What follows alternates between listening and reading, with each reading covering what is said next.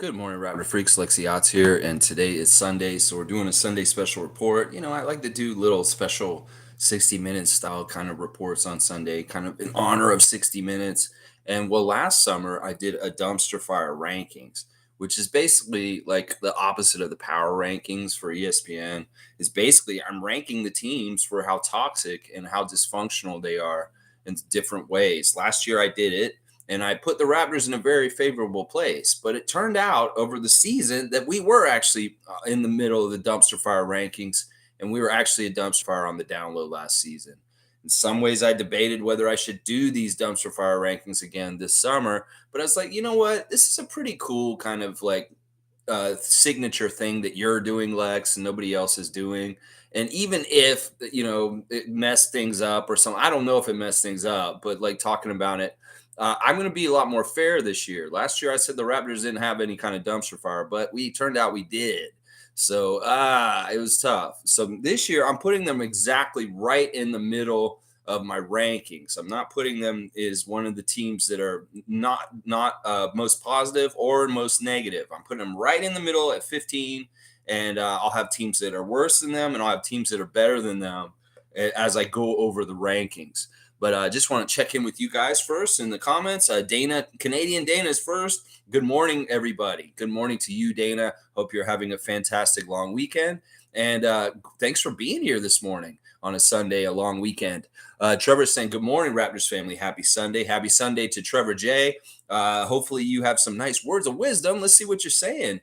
Making the right choice and the right decision can change your life forever. This is very true. We get different decisions every day. Some of them are as simple as which shirt should I wear? And some of them are as tough as like, which job should I take? Or should I move to this place? Or should I date this person?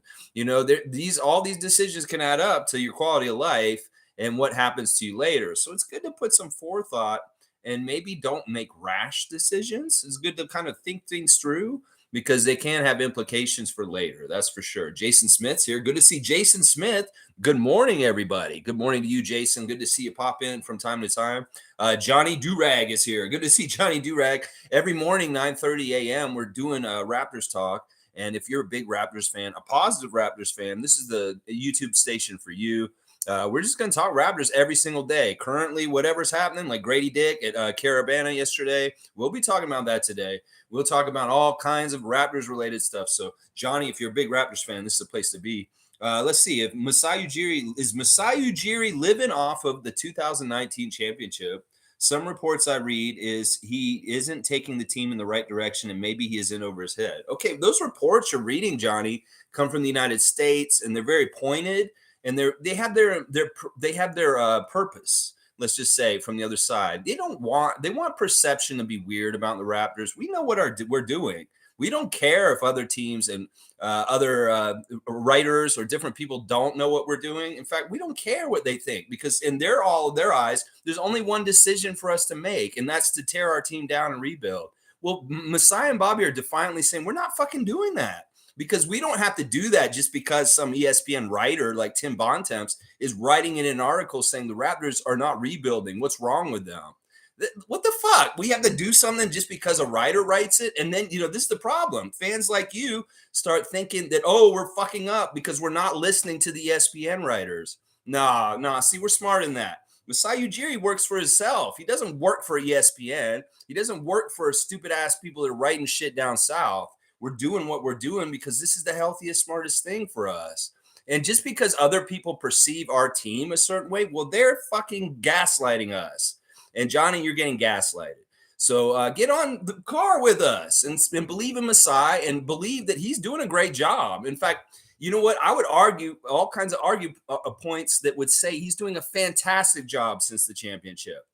He had to weather a very difficult situation with Kawhi Leonard and his uncle, Dennis, and he did not cave to them. He did not give a GM job to Uncle Dennis, and Kawhi went to Clippers. Well, what happened? We dodged the injury bullet of Clippers had to eat with Kawhi Leonard not playing most of the last 5 years since we went there.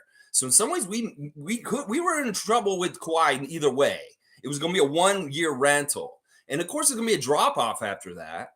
And then, oh my gosh, we had an amazing season after Kawhi left. But then all of a sudden there was a pandemic. It's like, how the fuck are we supposed to deal with that, Johnny? Seriously, a pandemic. We weathered that damn pandemic pretty damn good. And not only that, we were the only one of 30 teams that had to go play in Florida, dislocated for a whole season. That would destroy a franchise like the Charlotte Hornets. That would destroy a franchise like the Orlando Magic. But because the Toronto Raptors are a strong, well-led franchise, we went to Florida and we were successful, even in losing and being in another place. We got Scotty Barnes, a high draft pick. So no, the perception is what you want to think. If you want to think that Masai Ujiri's failing or he's not doing a good job, well, you can think that. But open your eyes. He's held this ship together through some of the most difficult, unforeseen, crazy-ass circumstances that no NBA team should ever have to deal with. So if you really look at it from that perspective, these guys have been highly successful. In fact, they're listening to us. We need a center, Jakob Poeltl, long term. But everybody's bent out of shape about Jakob Poeltl. This is the thing that the Sports Illustrated and ESPN writers are saying is where we're fucking up. No, Jakob Poeltl fits a need we've had for a few years since Tampa, since Serge and Mark left. And we got him locked down. And that's what we want. Then they're looking at it and they're like, well, that's defiant of the Raptors not tearing down and rebuilding. Why are they keeping Jakob? Why are they put him on this contract? And they even say in this article that I just read in ESPN that the Raptors may regret having Jakob Poeltl's contract when they start rebuilding around Scotty Barnes. That's so fucking stupid. Why do we have to completely rebuild? Why do we have to completely tear down our team just because ESPN writers think we should? Johnny, you want to listen to ESPN writers? You go ahead and listen to them, but they're full of shit. They're gaslighting you. And if you want to know the truth, we know what we're doing. It's just that other people don't, and they want to try and fuck us up by saying we should tear it down. So then fans like you, who are probably a good Raptors fan, get confused. And then you start parroting their stupid bullshit. So that's basically what it is, Johnny Durag. If you want to know what the truth is, you're parroting gaslighting bullshit, and the Raptors going to do what the Raptors going to do. Masai's his own man. He's a G, and he's not listening to Kevin Pelleton or Tim Bontemps or fucking any of those other losers down at ESPN. So either you get with us and get with the program and understand we ain't trying to rebuild. We are going forward with a really good, solid team, and we're going to win this year. And motherfuckers going to be shocked and surprised once again and say, what the Raptors doing? They're winning this year. They're not supposed to win. So, Johnny, if you're a real Raptors fan, you will hear what I just said, and you'll be like, all right, Raptors freak, I hear what you're saying. So you either believe the U.S. media's perception of us, or you can listen to Masai. I'm going to listen to Masai. Yeah, there you go, because he's the one doing the job, and he's in charge. He's going to do what he's going to do anyway. So if you don't want to trust Masai or listen to Masai, well, you're breaking the first rule of being a good Raptors fan. Trust in Masai, because this man knows what he's doing. Oh, he's coasting off the first championship. What the fuck do you expect him to do? Get the championship every year? If he had the championship last year, y'all would still be saying he's coasting off last year's championship. Y'all are going to be critical of him no matter what. And honestly, he's a very capable, badass GM, and we need to protect him at all costs. Every single fucking other team in the league would want Masai Ujiri leading their team, and this is part of the insidiousness of it. The ESPN writers write this shit. They're hoping he gets dislodged, and he can go run another team in the NBA instead of ours. That's what they want. So you go ahead and play the fool and play right into their bag, Johnny Durag. Either you're on their side and working with them as a conniving person in the shadows that isn't really who you are, or you're a Raptors fan who's confused and shouldn't be listening to certain people, is what I'm saying right now. Yeah, there you go. Bam. Out of the park. There you go. MSJ's here. Good to see Chris. Hey, freaks. Sorry I missed the Leo Routins tribute. As for the Raptors, 2-round playoff team is if it all goes well. You know, I'd like to see them go as far as they can. We'll see. As I said, the only expectation I have for this year is to get 42 wins. If they make the playoffs, I will damn for sure be happy. But if they get 42 wins, if they win the playing game, or they don't get a playing game, they get a playoff spot, that's all good to me. I just want to improve from last year. I do not want to be a 500 team. I do not want to be a below 500 team. I want to be a one game at least above 500 team, if not way better. So that's the only thing I'm worried about. I'm not worried about what they do in the actual playoffs. I'm just worried about the record this year. That's what we want to see this year first. Infamous is saying, salute, freaks. I have spoke to many basketball fans. Their knowledge on the Raptors is extremely limited. Do not look to the American media for Raptor knowledge. This is the big problem. And this is part of the reason why our fan nation is so toxic, is because we listen to ESPN. We listen to these stupid talking heads down there, and they try and like make perception believe Masai's failing. The Raptors don't know what they're doing because they write all these articles on ESPN. The talking heads say it on ESPN. Stop listening to the American media. They're actively trying to cause problems for the Raptors, and y'all don't need to listen to them. Their perception is not reality. They're trying to shape the reality in your head to believe what they're saying. But I don't believe it. Jakob Poeltl doesn't believe it. Masai Ujiri doesn't believe it. Scotty Barnes doesn't believe it. So the important people do not believe their bullshit down south. And, if you don't think we can win this year, well, why are you even rooting for this team? We root for this team positively for good things to happen. And people are crazy if they think the Raptors are a bad team. Seriously, this is a very talented, good team. And last year we were mired with a horrible coaching job by Nick Nurse and just some real dysfunction between conflict internally that we did not realize was going on. Well, what did Masai do? He got rid of the coach. He got rid of the captain. He got rid of the youngster, the Toronto youngster. So he might have gotten rid of the problem people. It could have very well been the problems were around Nick Nurse, Fred VanVleet, and Delano Banton. And now this team is cleaned up. And not only that, they got an amazing leader and Garrett Temple to come in and keep the vibe strong. They got an amazing coach who's a humanitarian who is very much connecting with his players right now, Darko Rajakovic. And he's also got a fantastic young, exuberant rookie who was at Caravana yesterday, enjoying it with the people and having a blast. Oh my gosh, the clips of Grady down at the Lakeshore yesterday with everybody getting down. Fantastic stuff. Grady loved it. You could tell he really loved the vibes. He loved the energy, and the people loved him too. He was almost like a grand marshal at that parade in some ways. Not really a grand marshal, but a guest of honor, that's for sure. They were calling him out and saying, hey, it's rookie Grady Dick of the Raptors. That's fantastic stuff. So you tell me, why would Jakob Poeltl come back and re-sign with us if he doesn't think we can win? He said that very specifically. He said, I want to be winning. I'm not going to a rebuilding team. I want to go to a team that's going to compete and try and go far in the playoffs. Well, he fucking came back to Toronto. So get with it, y'all. Do you think Jakob's stupid? You think that he's trying to go to a team that's not going to compete and play well? He could have gone back to San Antonio. He could have gone to other places. But no, he chose staying in Toronto. He said there's unfinished business, and these guys are all about kicking some ass. These guys are happy right now. You got to look at Scotty. You got to look at Pascal. These dudes are excited about this year coming up because in some ways there's new opportunities and there's a lot more new interesting stuff with a totally different coach coaching our team. So this is going to be a very interesting year. And listen, people, as Infamous is saying, don't listen to the U.S. media. They don't know what they're fucking talking about with the Raptors. First of all, they're slanted to put us down, and they're also slanted to make the perception shaky about us. That's why we have to be so concretely strong and trusting in Masai and our franchise because they're badasses. Bobby and Masai would get hired by any other team like that if we fired them. Y'all don't realize that? You don't think that? You see how much they thirsted after Nick Nurse when we cut him loose? It would be the same damn thing. So don't y'all realize we got good things here in Toronto and we want to keep them?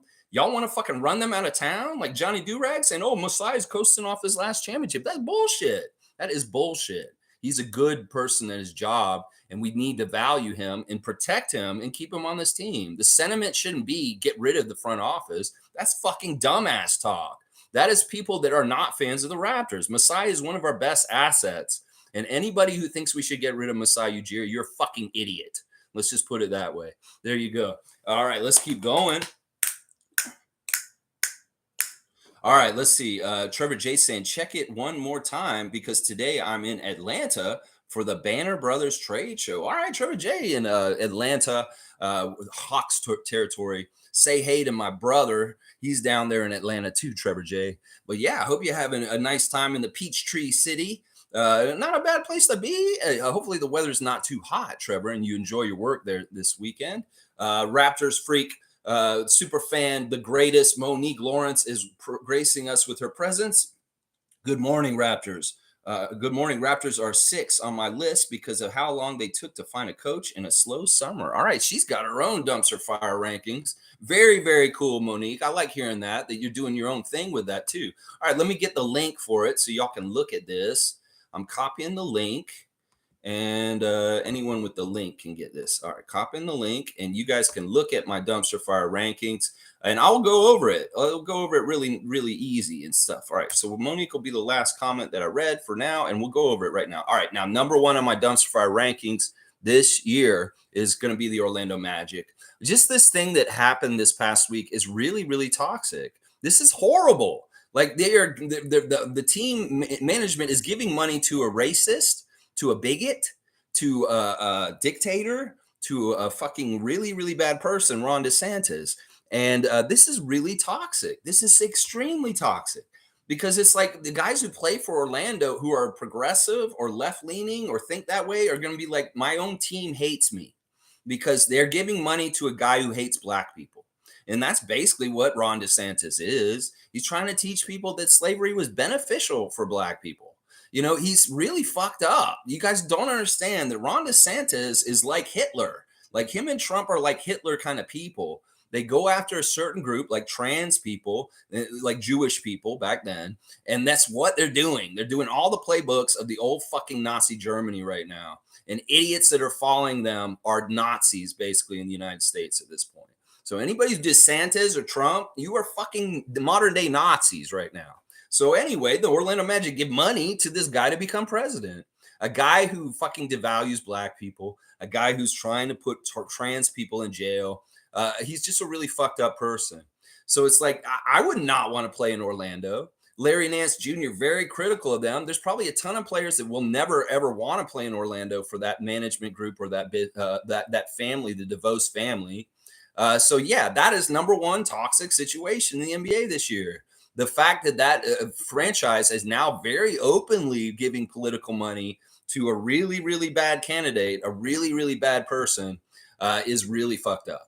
Yeah, it's really, really fucked up. And this is going to make it hard for Orlando to get good over time because it will cause people to not want to play for them. I'm going to tell you that right now. Some people will be like, I don't want to play for Orlando because of their politics. And, you know, they're very open about it at this point. Some people are saying, oh, well, the whole NBA is woke. And like, what about that, Lex? It needs to be balanced. Well, we're a fucking left-leaning organization, the NBA. We always have been. And this isn't the way we lean.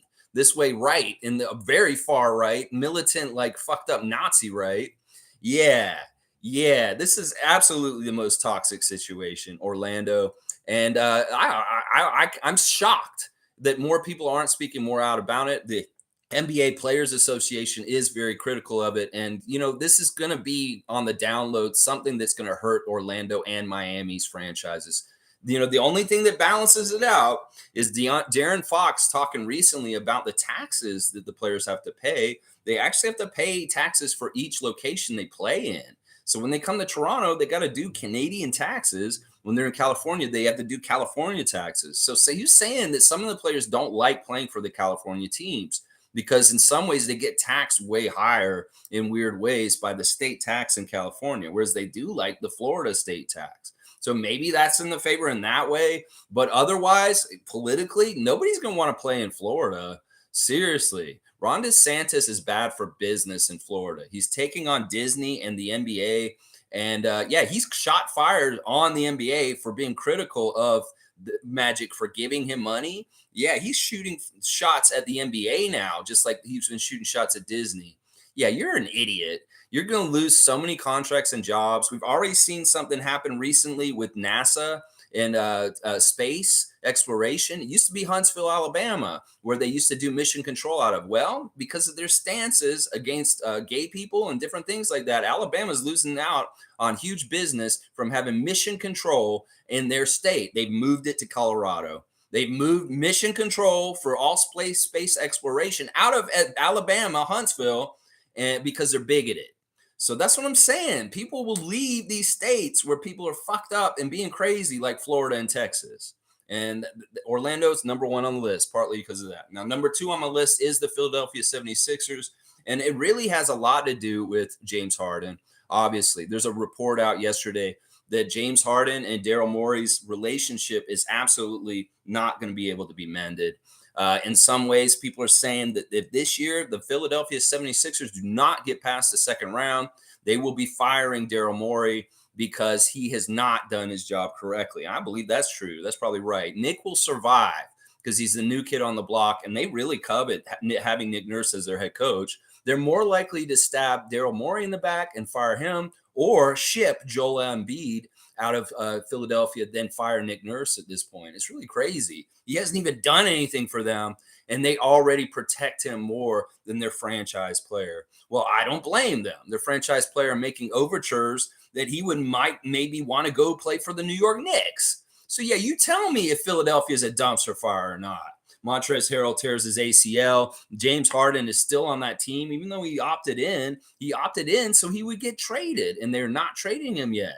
So that's a big, huge toxic dumpster fire, and it's going to be a mess all year long. I don't expect Philadelphia to figure anything out this season. I think it's just going to be a very confusing, fucked up power struggle, and it's not going to be fun. James Harden, once again, very much factoring very heavily in the dumpster fire rankings and putting a team at the top. Last year it was Brooklyn. This year it is Philadelphia. And it is really, really bad what's happened there. And I have no faith in them to figure things out because they're knuckleheads in some ways. They're very much knuckleheads there.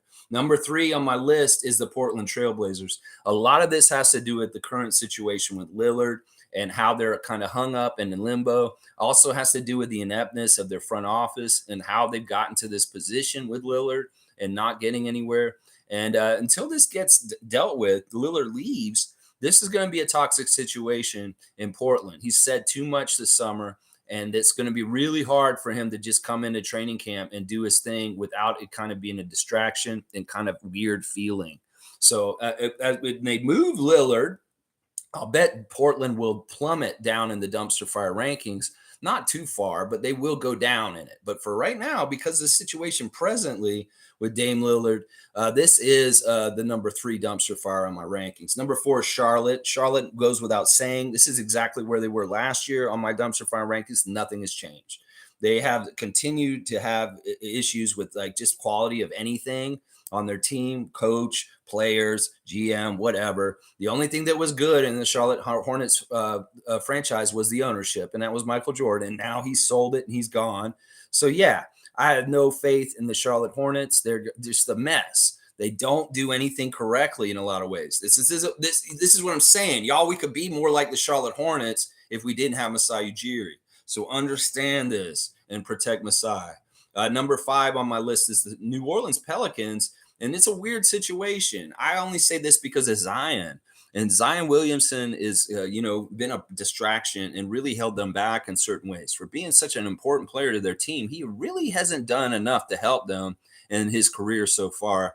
And they do things without him. And they're kind of in some ways want to just get rid of him. I've heard a lot of grumblings about the Pelicans wanting to move Zion, that they're just sick of his shit. This stuff with Mariah Mills this summer has been very toxic. His whole thing about whether he's playing or not and everything is very toxic around it. So I blame Zion for the toxicness around New Orleans, and he may get moved just because of the uncertainty and questions about him never playing and all the extra bullshit that comes with him. Is it worth it? Is what New Orleans saying right now. Is it all worth this shit right now? In a lot of ways, a lot of people are not saying it is, and they're all about calling for trading him and getting somebody good for him instead. Number 6 on my rankings for dumpster fires is Boston. And some people will say, whoa, Lex, Boston that high? And I'm like, yeah, because there's a situation with the coach that people are not realizing is going to happen this year. I've already predicted it. I know it's going to happen. I'll say it right now. And then people are going to be like, whoa, Lex, why do you know this? Well, Coach Joe is not a good coach for them. He wasn't a good coach when they got him last year. Everybody's fooling themselves. They think that Coach Joe is a good coach for the Celtics. We saw in the playoffs this year, he was exposed. He's not a good coach. He got out coached in the playoffs for Boston. And everybody in Celtics Nation knows that on the down low, but they kind of want to just ignore it. But it's going to become more and more apparent going into this season. In some ways, losing Marcus Smart and Grant Williams is going to really, really affect the Celtics this year in certain areas. Defense and dog mentality and leadership. And this is going to show on the court. In some ways, Jalen and Jason are not the leaders of this team. They're just the pretty boy scorers. And a lot of that work was being done by Marcus and Grant. So this is going to be very interesting this year to see how this goes. Add in a prickly, weird ass Kristaps Porzingis, who is not the best defensive player in some ways, and he is going to. They're going to be a worse defensive team this year. People do not realize this. The Celtics are going to have a big defensive drop off this year. There's going to be problems, and they're not going to be as successful this year as they were in past years. And there's going to be a lot of grumbling around Celtics Nation. It'll be like, Coach Joe is just not good enough coach. And they're going to see on the bench, there's two guys that could coach this team better that they just hired this offseason, Sam Cassell and Charles Lee. And there's going to be a lot of grumblings around Celtics Nation this year that they need to fire Joe and they need to hire one of those two other guys to be the head coach instead. That is going to be their season this year. Watch, I'll predict it right now. Coach Joe is going to be kind of not really bought into or trusted as being the best coach for the Celtics. And they're going to be, the Celtics fans are going to start at some point, they're going to be saying, we need to put Charles Lee as our head coach. Oh, we need to put Sam Cassell as our head coach. There's going to be some of that this year. Watch. So that's the dumpster fire I see for the Celtics coming up this year. Not to mention the loss of those main important guys and bringing in Porzingis. That's not a win, Celtics Nation. That is a downgrade, honestly. Marcus Smart and Grant Williams are more important to your team than bringing in a big, ugly Latvian guy named Kristaps Porzingis. That's not going to help y'all, seriously. And I'm hearing Danilo Gallinari is ready to come after y'all for cutting him while he's been injured. And he wants to fuck up the Celtics this year, apparently, is what he's saying. Keep on going. Houston Rockets at number 7 for me. There's a lot of different ways this can become a dumpster fire real quick in Houston this year. Udoka is an interesting, very combustible, kind of like cantankerous kind of coach. He can be very tough in different ways. You got Fred, who's got this incredible, amazing, huge contract that everybody's going to be second guessing whether he's earning it or not.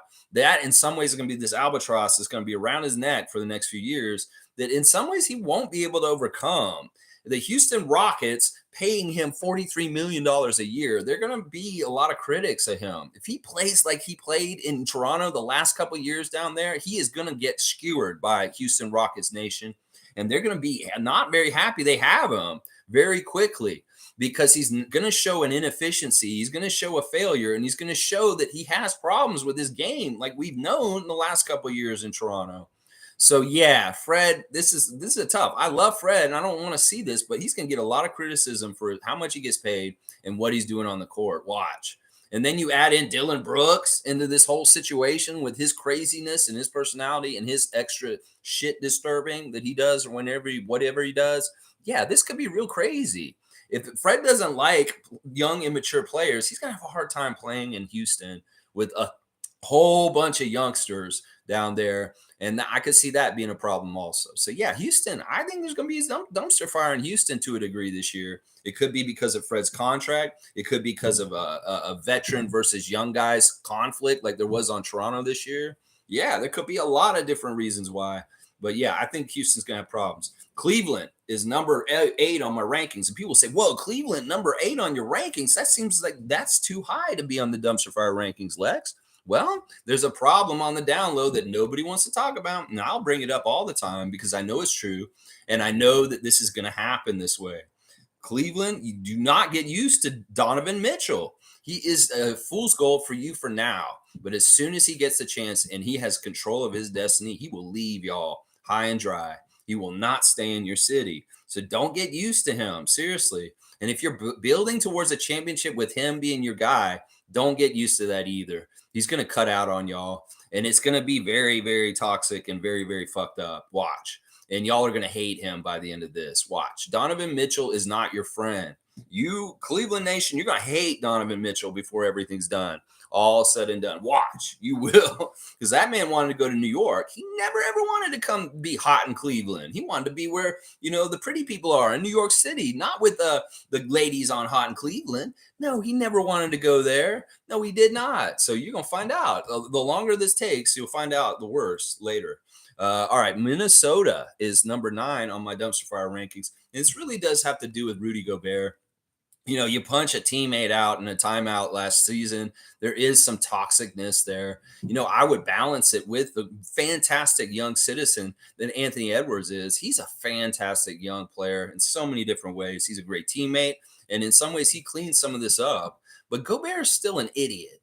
and he has a lot of problems with himself and his personality and certain things. He is problem. He is a problem, and he it's so funny. The two Utah guys that I've talked about last year being problems are still problems on their teams. Mitchell and Gobert, the guys that Danny Ainge shipped out. Well, yeah, there's still problems on the teams that they're currently on because they were always problems. There were problems in Utah, and they're just problems in their new places too. So yeah, that's what I see with Minnesota. Rudy Gobert is still an issue. I mean, partly just because Rudy Gobert is Rudy Gobert. Memphis, number 10, and they could have been higher. I mean, the Ja Morant stuff is very toxic, and it is going to be something that's going to be going on this season, no matter what, because of his suspension. And then also, he's going to be under a microscope. People are going to be watching Ja Morant so closely this season to see if he does any knuckleheaded shit. In fact, in some ways, he has less freedom than he did before because they're really going to be watching him for shit. And I hope he does actually do some rehabilitation for kind of like being crazy with guns and stupid shit like that. It would be good for him because he wants to keep his career, right? So why even give yourself the risk of losing things just because you want to be uh, playhouse gangster? You really don't have to do that job. Now, the reason why I think they're going lesser, they could have put them higher in the top 10 of the dumpster fires, is because of Marcus Smart and Derrick Rose showing up as vets on that team. They needed vets last offseason. Steven Adams was hurt. He's not really the right vet to be in charge of that team. Well, they went and got really good vets this offseason. Marcus Smart and Derrick Rose may be able to help Ja Morant stay out of trouble.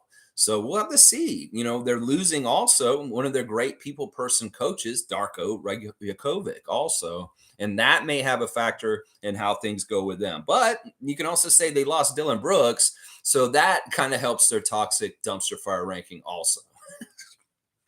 So Memphis, yeah, Ja's still going to be a toxic situation. The suspension under a microscope, but at the same time, he has better mentors around him to help keep him in line. Hopefully, we'll have to see.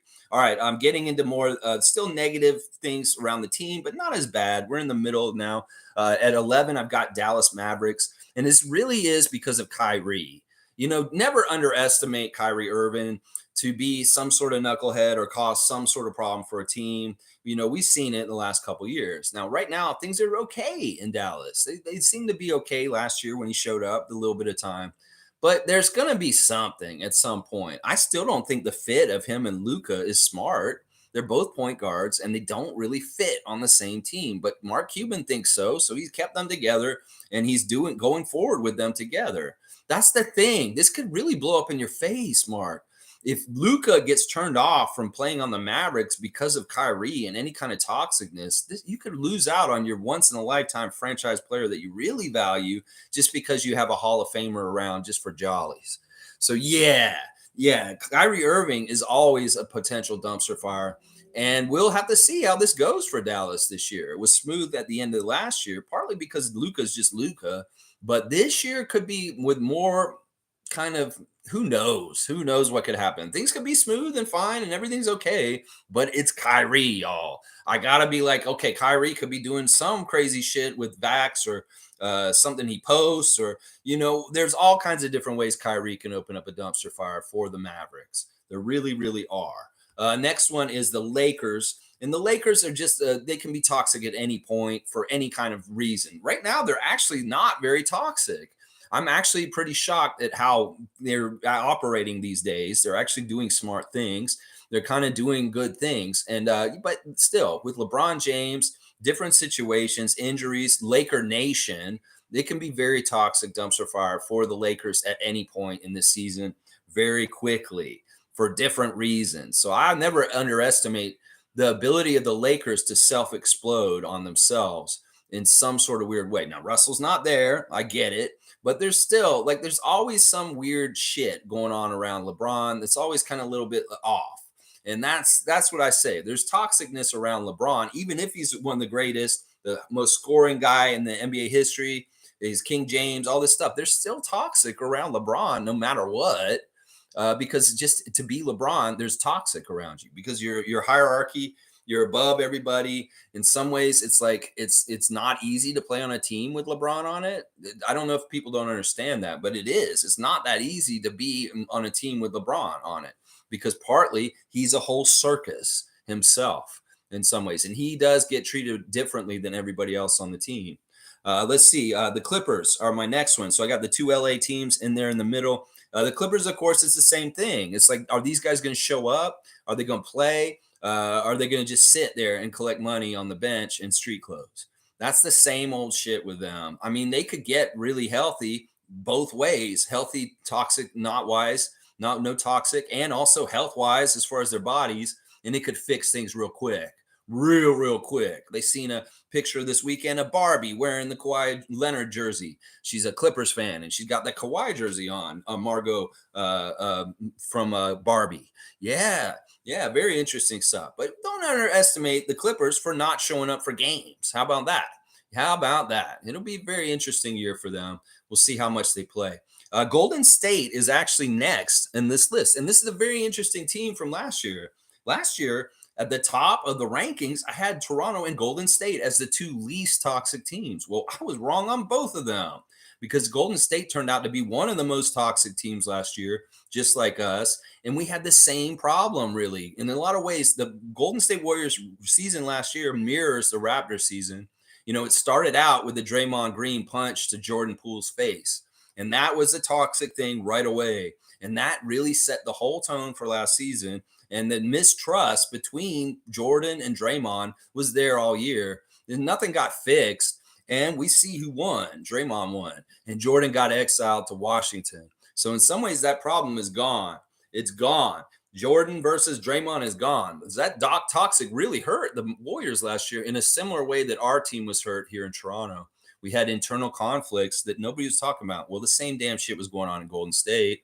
And I shouldn't have ranked both teams so high because I didn't realize there were going to be internal conflicts for the Raptors and the Warriors last season. Well, in some ways, you can say Poole's gone, and in some ways they fixed that. But enter Chris Paul. And this is the crazy thing. There's a huge history of Chris Paul hating the Warriors. And in some ways, this is a really weird situation where in some ways, you know, Draymond doesn't like Chris Paul. And Chris Paul is not really a big fan of Draymond either. And, you know, in some ways, Chris Paul joining their team is really awkward. It's very, very awkward. And we'll have to see how this all goes. Draymond in himself is toxic in a lot of ways, and he can cause dumpster fires just because of who he is and how he acts in his podcasts and what he says and all this kind of stuff. So this will be an interesting year for Golden State because I could see Chris Paul being a very good person for them. But also, is there going to be any kind of weirdness because of the years of animosity between Chris Paul and the Golden State Warriors franchise? That's toxic in a way. If you really think about it, it's toxic in a way. So we'll see. All right, next on the list is us. I put us at 15, right in the middle. And the reason why is because I really hope that we clean things out, that we had an underlying toxicness last year that we didn't realize was going to develop. You know, when I went to the coach's open house last year, I had weird vibes from Nick in some weird ways. I don't know why I had foresight in that moment. It's like there's something special about coming to this open coach's house right now. Little did I realize that, you know, the coach that I thought was going to be our Popovich that would coach us for 20 years was going to go south with the team, and all kinds of issues and toxicness were going to develop with the Raptors last season behind the scenes. And it sucks. I hate that the Raptors went up the dumpster fire rankings last season. But I'm going to give them a clean slate because I really do think Bobby and Masai took care of the problem people by getting Nick fired. And Fred leaving doesn't hurt in some ways. This may be addition by subtraction as far as other guys getting opportunities and playing better than Fred taking those shots and being so high usage for us. You know, there's like I said, if there was some sort of problem with old versus young and people not listening to each other, well, we get Garrett Temple. We get more leadership around our team. We have a new, more friendlier, diplomatic coach. This should be better as far as the issues we had as a dumpster fire last year. But I don't know which way it could go. It could either go up or down. And I'm going to hope that we go down in the dumpster fire rankings. We'll have to see how good Darko is in his bedside manner as a coach. And hopefully we kick a lot of ass and win. And then we'll know we're not very high on the dumpster fire rankings. But right now, I got us right in the middle just to be safe. Just below us, I've got the Chicago Bulls. In some ways, the Bulls are very similar to us. As far as like they're a team once again, just like us, that nobody believes in. They think they're kind of middling. They don't understand why they're not tearing it down and trying to start over. Why are you investing in Vucevic if you're kind of shitty already and you're not going any further? The Bulls and us have a lot in common in the perception of how people look at our franchises. And they think that we're just spinning our wheels or we're wasting our time, is what they like to say about us. I don't think that's fair because in some ways the DeRozan and all those guys on the Bulls and the Bulls franchise have got flexibility in some ways to do certain things also. But there are questions. Lonzo Ball has really screwed that team up the last couple of years. He's the reason why they're spinning their wheels. They expected him to be available and be able to play. Well, it sounds like he may never play again. So that's really hurt the Bulls in the last couple of years. But in some ways, their problems are a lot like ours. Nobody believes in them. So they got some shit to prove. Let's just put it that way. Washington Wizards are next. I put Washington here. In some ways, I'm really happy they got rid of Porzingis. I don't know if they're going to be very good this year. I don't have any faith in them. I think that they're a poorly run franchise. I think that they have a lot of issues. They're similar to Charlotte in some ways, but who knows? I didn't want to dump on them because in some ways they don't have as much toxic around them as the Charlotte Hornets do right now. But they're still kind of a team that's kind of and what the fuck are they going to do? I don't think Jordan Poole is going to be one of the leading scorers in the league. People are already thinking that right now. I think that people are going to be surprised to see how much he fails not in the Golden State ecosystem. That he's going to be on this team now. And, Bradley Beal is a fantastic player. Played for years for the Wizards, and he was absolutely a top tier player, but he made them look good. Well, I don't know if they're going to make Jordan Poole look good. And I don't think he's going to be as good this year. And people are going to see this year that Jordan Poole is a more average and ordinary NBA player than they thought. Everybody's trying to anoint him as some superstar kind of scorer or something. I don't believe that. In fact, I believe Kyle Kuzma is the more talented, better player on the Wizards right now.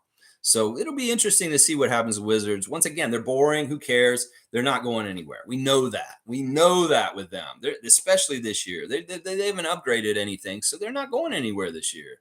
They really aren't. Let's see. Next on my list is the Miami Heat.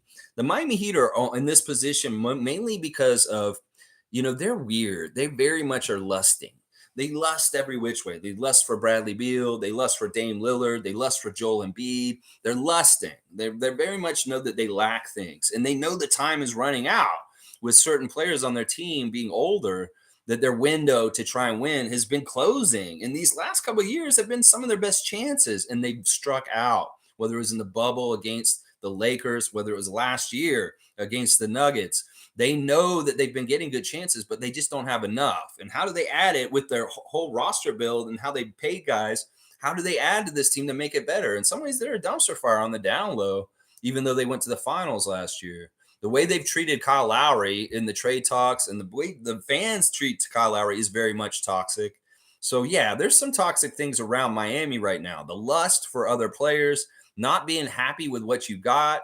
And then the aging of that team is they're not getting any younger and they continue to age. And there's going to be a certain point where Miami Heat can't just rely on this core of these guys at a certain point because they're going to be aged out.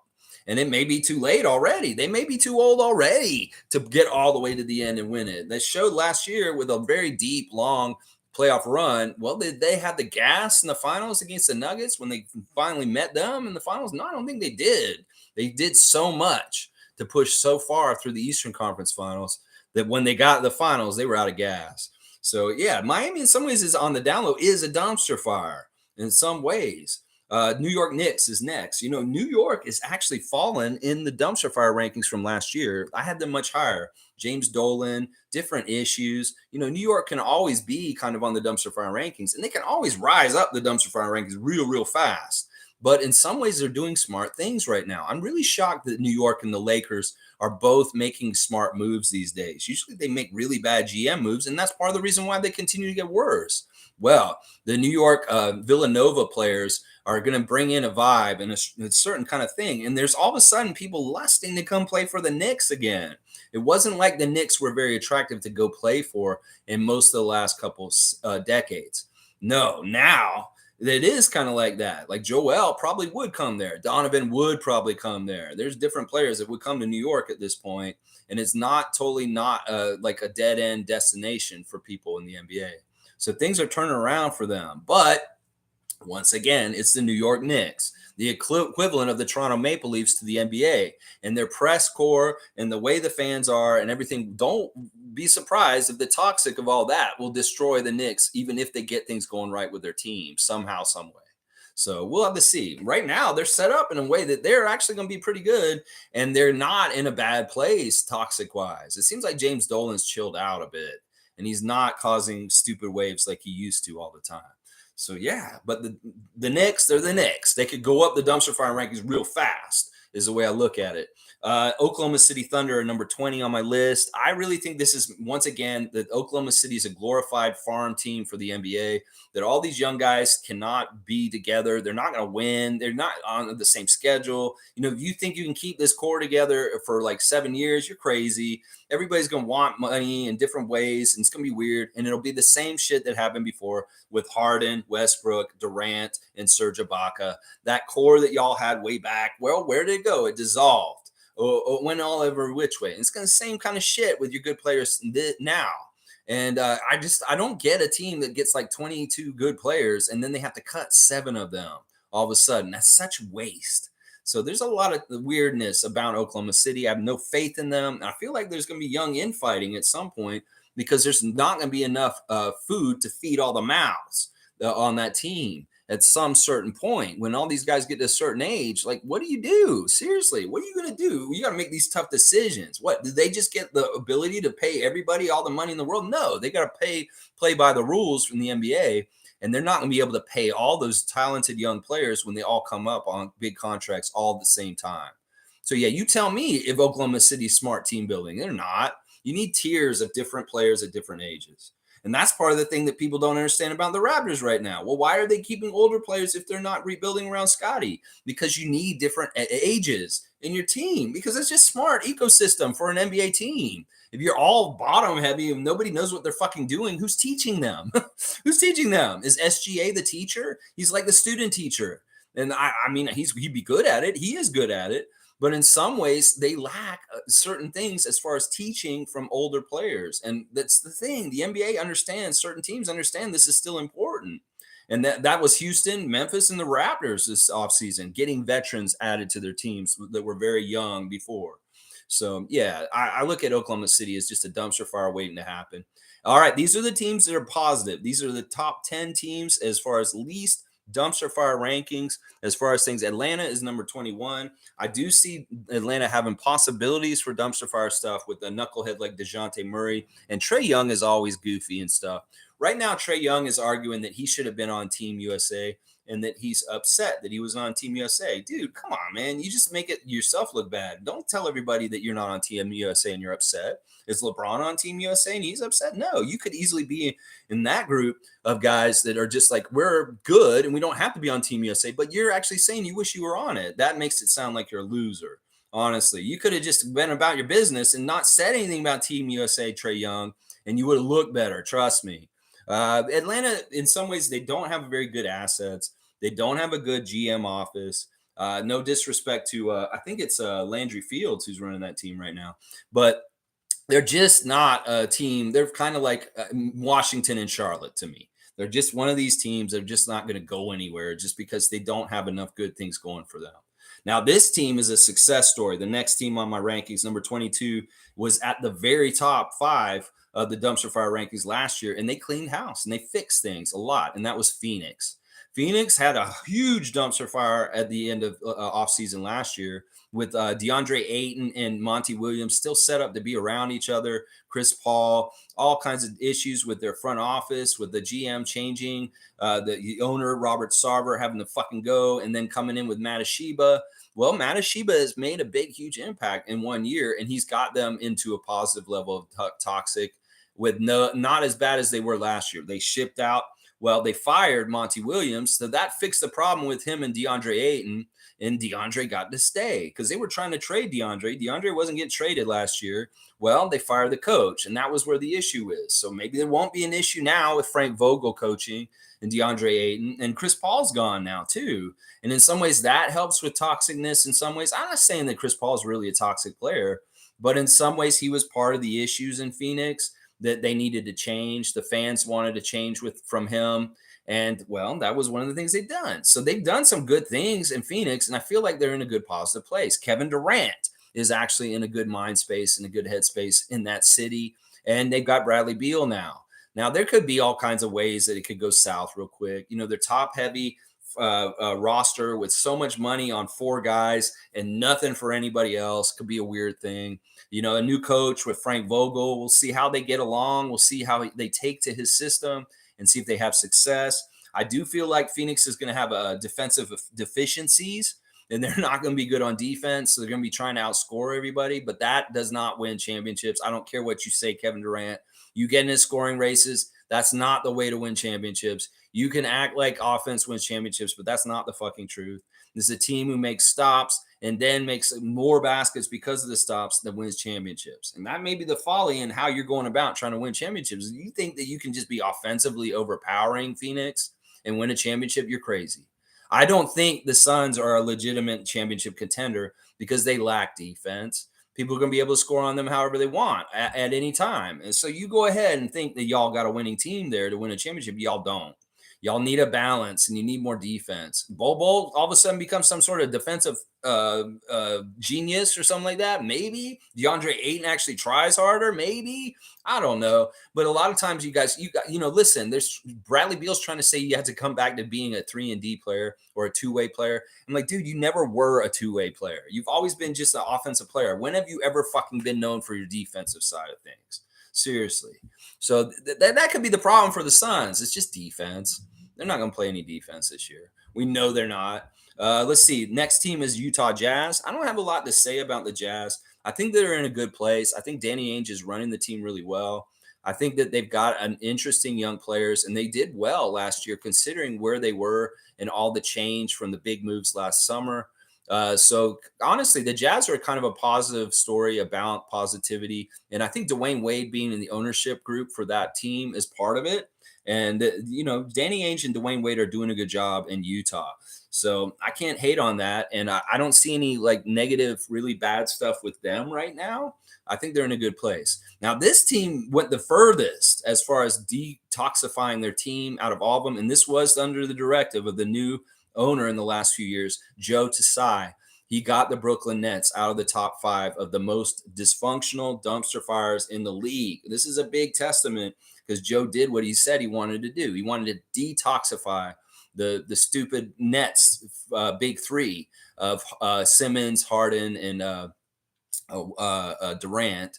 And well, he did it. He did it. That move to get Nash out and bring in Jack Vaughn. In some ways, that's part of why it's detoxified. Not anything against Steve Nash, but Jack Vaughn is actually very stabilizing and not a toxic person to be around there. Steve Nash, in some ways, is not that is his fault, but in some ways, the players having a problem with him and like issues, that was part of the toxic last summer.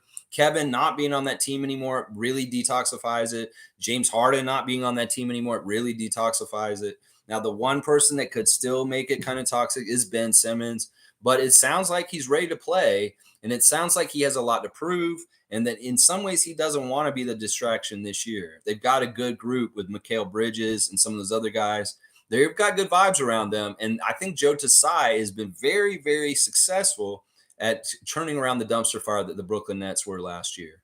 So it's a big change, and they have dropped in the dumpster fire rankings out of the top 5 into the best 10 least dumpster fire rankings. So good job, Brooklyn.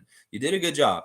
Indiana has got a young core, and they've got good things going with Rick Carlisle as their coach. I can't really talk too much about them. I don't see very much toxic or dysfunction there, other than they're just a team that's kind of plodding through and hoping for better things to come. Detroit, I put them in the top 5 least dumpster fire teams, and it's because of 2 things. I think that Cade Cunningham coming back is going to be huge for the Pistons this year. We've already seen him this weekend, killing it for the Team USA in the games this weekend. He absolutely was leading the select team to beat the Team USA, and he was the guy. They were saying all kinds of things about Cade this weekend. He missed last season. He's probably got a lot of gumption. Him coming back is going to be huge for the Pistons. And then them hiring Monty Williams is a big deal. Dwayne Casey going to the front office and running the team and Monty Williams as the coach. This is all good for stability And I think that they're going to have a nice vibe around the Pistons this year with Cade back and Monty coaching them. So I don't see any real toxic with the Pistons right now. I feel like they're on the up and up. Spurs, I have put them in the top 5 because the Spurs have got this youngster named Wemby who is fantastic, and he's got the best mentors around him. Nothing to hate about the Spurs situation right now. Honestly, things are on the up and up, and they are about to do some great stuff. I don't know if they're going to have a turnaround like last when Duncan or Robinson came into the league, where they go from so many few wins to such a huge giant wins. I don't know if they're going to get that big, huge, giant leap in wins this season from last season. They could. Yeah, I mean, they were one of the worst teams last season record wise. It could very well turn into like a plus 20 more wins this year, but a lot of people are still saying they're going to lose a lot and they're not going to be very good this year. That may be true also. But either way, they're not going to be a dumpster fire because Pop's there, Tim Duncan, Tony Parker, Manu, Sean Elliott, all these great mentors for Victor. And Victor has got a good head on his shoulders, and he's got a very good team around him in some ways too. Jeremy Sohan, Keldon Johnson. There's a couple of other players on the Spurs that are quite good. So they should have an interesting year. I don't think it'll be very toxic, and it's going to be a fun first year for Wemby. Watch. It'll be a fun first year. The next team is the Milwaukee Bucks. Milwaukee has always been run pretty well. They don't have a lot of toxicity, and Adrian Griffin coming in to be their coach this year, I think is even going to help with that even more because of his personality and who he is. He's going to be fantastic. And I think that people are still sleeping on the Bucks because of the way they went out in the first round to the Heat, and they don't believe in them. Well, you don't think that Giannis is pissed off about how he went out the Miami Heat humiliated like that? Yeah, he may come back with a vengeance this year. And with a new, very player-friendly coach like Adrian Griffin, this could be a very interesting year for Milwaukee. And I'm shocked that people are not picking them to be the top team in the East right now because they really are. They're the best set up team to do the best things for this season. They kept most of their core, and they're good core. I mean, don't fuck with it. If it's doing well, I don't care if they got put out in the first round. Y'all have a short memory. You got to realize that this is a very good team, and you can catch them at a wrong kind of wavelength where they're kind of on a downswing, and you can put them out in the first round. Don't underestimate the Bucks. They're champions, and they have their team mostly together still, and they're dangerous. Let's just put it that way. I think they're the best team in the East, honestly. The next team I've got on this list is Sacramento Kings. I've got them as the second best team. They've got a young core. They're vibing strong. The unanimous coach of the year, Mike Brown. They've got a lot of good things going for them in Sacramento. Light that beam. And I don't see a lot of toxic around their team, maybe with their fans in the stands going after E40. But otherwise, things are pretty vibing strong and good in Sacramento. And the number one team is the champions, of course. They are the best in the dumpster fire rankings, number 30, and least dumpster fire, Denver Nuggets. The vibes are so strong on that team right now. And the teammate that Jokic is and what he does for that team is so fantastic. It's just amazing. So I have to give it to them. The vibes are so strong. They're the champs. They feel good. I don't see any toxic around them. So Denver, you are the number one team on my dumpster, or you're the 30th team on my dumpster fire rankings, least dumpster fire in the whole entire league. So there's my presentation of the 2023 Raptor Freak dumpster fire rankings for this year. You can go look at them. I put the link in. I'll put the link in the comments so you can look at my spreadsheet for yourself and kind of see the notes and where I put them at and everybody. Now, of course, I'm biased. I am very biased on this. And once again, these rankings don't mean jack shit. They're just my perception of what I see is happening with these teams and what could be possible. Last year, my rankings weren't accurate. They were very much weird and kind of everything kind of went upside down in some places. In some places, I was right. So we'll see how it goes this year. But I had to do it. The 2023 Raptor Freak Dumpster Fire Rankings. There you go, y'all. I hope you enjoyed them. All right, let's see. Get back to the comments. Let's see. MSJ is saying after 2019 and going all in, Leonard screwed us. Then Lowry's time was up with us. Understandable. And Fred is man on the spot. Then Fred took a huge bag and left. Masai is not paid out like a fool. I know that's a win right there. I mean, seriously, what can you get mad at Masai for not giving a huge amount of money and overpaying some aged veterans that are going to keep around? That's a classic case of a franchise doing something stupid, is putting $40 million on Fred VanVleet and tying up all our money on somebody who a lot of the fans are already not that keen on. So it's like, yeah, you want to cause more dissension and problems, you got to let these guys walk. So in some ways, we've said this many times in the last 2 years on this channel that not getting Kawhi to come back for a second year, we dodged a bullet. That in some ways we wouldn't want to have all this money tied up into a guy that's in street clothes more than half the year. Somebody that we can't count on, somebody that the Clippers have absolutely gotten not any of the returns that they wanted from him. Steve Ballmer has not gotten what he wanted from Kawhi since he's been there. So in some ways, we got the best out of him in the little bit of time, and we should just be happy about that. In some ways, you could look at that as being the genius of Masai, that he absolutely capitalized and made the best out of 1 year rental of Kawhi Leonard. And that's a genius thing. Who has ever made a championship like that with a 1 year rental of a player like that in the NBA's history? Seriously, has this ever happened in the NBA? If you can really look at each championship and think about it, these guys usually play for a team the year before or something. There's never like this where one guy comes in, plays 1 year, wins one championship, and then he's gone the next year. That never fucking happens. So in some ways, that is fucking amazing that Masai, in some ways, directed this to happen.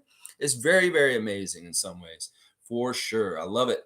Good job, Chris. Infamous is saying the grassroots channels such as Raptor Freaks and Raptors Fanatic and others is where it's at for real Raptors info. Agree or disagree? I'm with you.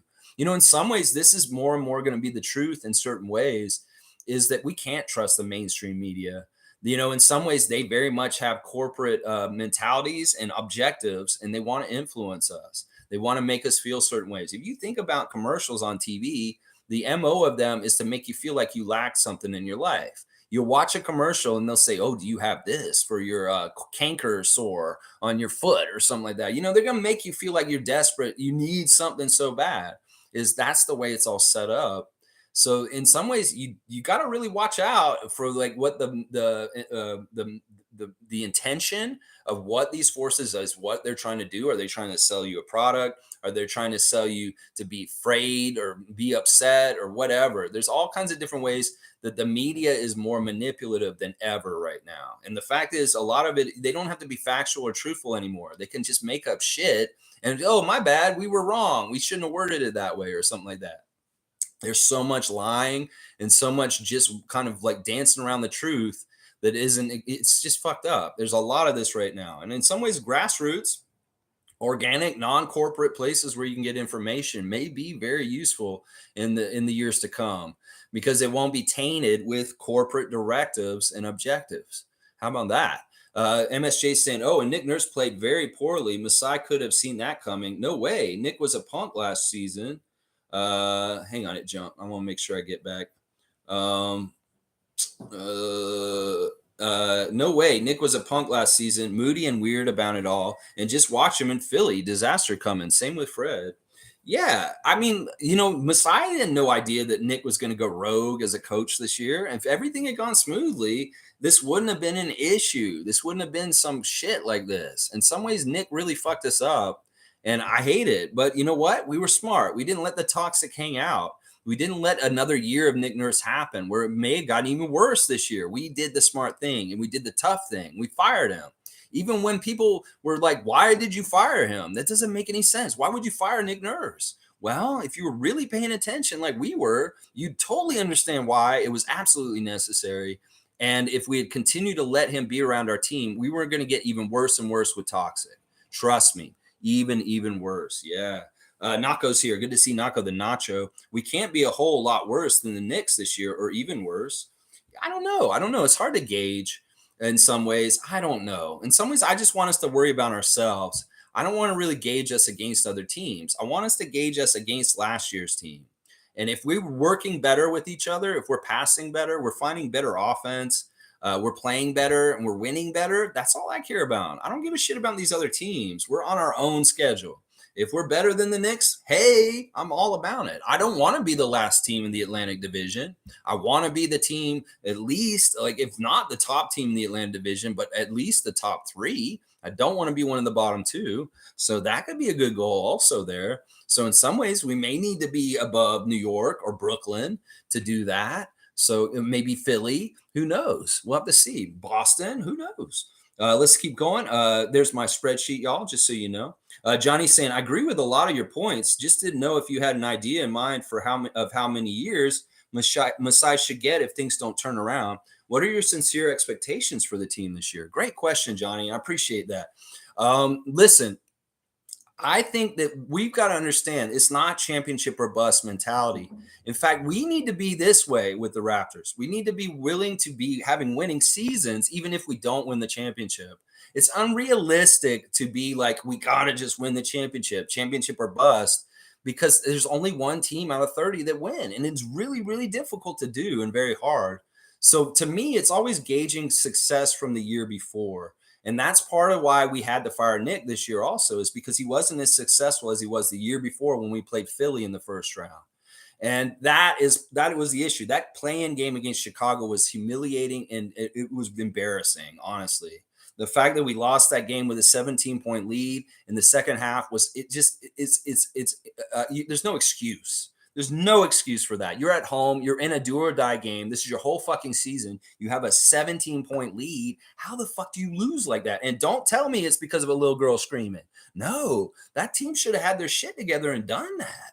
So, as I said earlier, Johnny, I just want to get more wins than 41 this year. If we make the playoffs, that's fantastic. We should make the playoffs. A lot of people are already predicting we won't make the playoffs, but I want to do that just to make them wrong, because I think that we're that close. We're either on either side. If we make the playoffs, I'll say it's a success. And if we get 42 wins, I'll say it's a success also. Now, if I could tell you this, I've made a prediction, Johnny Durag, that we will win a championship on Jakob's current contract that he just signed. He signed a 4-year deal for $80 million. And I think we're going to win a championship in the next 4 years. But if I'm wrong, hey, I'd be wrong, but I hope we do. And who knows? We could see a huge leap with Scotty's play. Precious gets way better. Koloko all of a sudden does some amazing things defensively in certain ways. It could change real quick for us. And that's why Masai's not throwing this all out. He's astute. He's been watching basketball for so long. He understands talent, and he knows that these guys are good, and he wants our team to be good. If they had their way down south, we would destroy our team and we'd be like the Charlotte Hornets year in and year out. That's what they want. They don't want us pestering, being around the top. They want us to go away and die. They're like, oh, the Raptors won a championship. Let's just let them go away and die. Why are they still competing? That's been pissing people off. They've been expecting us since Kawhi left to just drop off and be no good, but we had not done that. And that's why I love this team so much, is because even if they expect us to be horrible, they perceive us as so bad, we always prove them wrong. That's why I tell people at the beginning of the season, put money on the Raptors to cover the over, because we will. We'll over whatever win total they give us in Vegas. We're going to beat that. We know we will. So thanks for the question. And my sincere expectations for this year is like 45 wins and a playoff berth. So that's what I'm hoping for. That's what I'm really hoping for. Monique saying Dennis and Germany are up on YouTube, of course. Great game. All right, cool. Good to hear, Monique. Dennis Schroeder playing in a game this weekend. Thank you, Monique, for giving the stat line. They played against Sweden in a friendly game for a warm-up for FIBA World Cup. And Dennis got 17 points, 5 assists, 4 rebounds, and he led the team to a win. Tough. That's what Monique is reporting to us about Dennis Schroeder at playing for Team Germany this weekend. Good stuff. Random Gamers here. All right, we got Philly fan in the house, y'all. I hope I didn't say anything to make Random Gamer upset. Random Gamer, I hope you're doing really well and having a great summer. And hopefully, your next year of university, your second year of university goes really well this year also. But good to see you, Random. If Joel gets traded to the Knicks, I'm never watching basketball ever again. Laughing my ass off. Nobody wants left-handed Westbrook, Julius Randle on their team. Laugh out loud. Well, that's the person I forgot to mention with the Knicks, is Julius Randle could be the part of the dysfunction. Although I'm hearing that he's had an epiphany in recent months about him and the way he plays, and he may be changing his attitude and how he is around the team. So who knows? Maybe Julius has unlocked kind of his toxicness and gotten rid of it because he's had his eyes open to kind of how he's been, and he's trying to change. So we'll have to see how this goes. Randall is a weird one. And I'm with you. I mean, listen, I understand with you guys. I mean, this is fucked up. Y'all go through Ben Simmons. You go through this. You go through now Joel's being like this, saying, like, intimating that he would go play for another team. Yeah, if I was a Sixers fan, I'd be like, you fucking asshole. Joel, you fuck. I would be about pissed off about him at this point. In some ways, I would be like, all right, Miami, come talk to us. Can we get Bam Adebayo? Can we get Tyler Hero? You trade us Tyler Hero and Bam Adebayo, we'll trade you Joel today. If I was a Sixers fan, I would actually start trying to consider this kind of shit and just cutting your ties with that big baby, that big tall timber falling over motherfucker. Because, like, in some ways, this year is not going to be good for him because the anti-flop rule will be very much something that he's going to deal with. Him flopping all over the place last year. Yeah, in some ways, if I was a Sixers fan, I'd be like, all right, Joel, yeah, if you want to go play for somebody else, I don't care at this point. You're just pissing me off, is what it is. Chris is saying, Lex, laugh out loud. They're not Hitler, laugh out loud. Oh my God. I say this as half my family survived Nazi Germany and many did not. DeSantis is a devout Catholic. Nietzsche, if anything, above Hitler in terms of ideology. I'm just saying the behaviors are. I don't care about the religious stuff. I don't care about any of that religious shit. He can say he's devout Catholic, but religion doesn't mean jack shit. The most religious people in the world are fucked. Some of them perverts and molesting kids. So it's like, why would I believe just because he's Catholic, he's a good person? No, the issue is that, listen, this is it right here, Chris. He has made legislation where they can put parents in jail if their kid is trans. This is persecution of others, persecution of Jewish people in Nazi Germany, persecution of trans people in today's USA. It's the same shit. It's the same MO. They other somebody else and they start dealing with them that way. There's something going on in Houston right now with homeless people in the city. They've made a rule where you cannot feed homeless people or give them water. It's hot as hell in Texas. And these people are staying in tents in the parks, just like everywhere else. This problem is everywhere. It's not just in Toronto. It's not just in, it's all over the States. People are living homeless because they're losing their houses because of greed. And now these people that are food, not bombs people, these very, very, very good religious people that have their hearts in the right place are trying to feed these people and getting fines and put in jail for trying to feed people that are sitting on the street. Well, the Houston government is basically saying they're others. They're not residents. They're just people living in the street. Well, that's othering people. And that's what you do in Nazi Germany. You other the Jewish people, and then all of a sudden you see how it gets out of control. That's what I'm saying. We need to be careful. This is a slippery slope. And they want to start othering trans people, homeless people. There's going to be worse and worse shit happening. And the States is hotbed ready for fucking crazy, stupid shit like Hitler in Germany. You think that's a bad thing, but you'd be shocked.